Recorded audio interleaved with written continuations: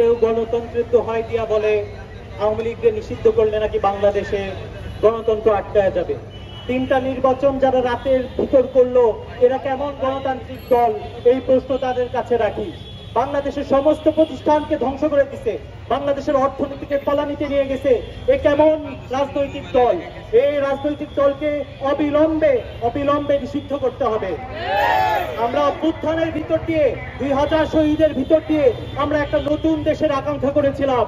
সেই আকাঙ্ক্ষা সংস্কারের ভিতর দিয়ে প্রতিফলিত হবে, কিন্তু ইন্টারিম গভর্নমেন্টের দিকে তাকাইলে দেখা যায় তাদের সংস্কারের দিকে তেমন মনোযোগ নাই।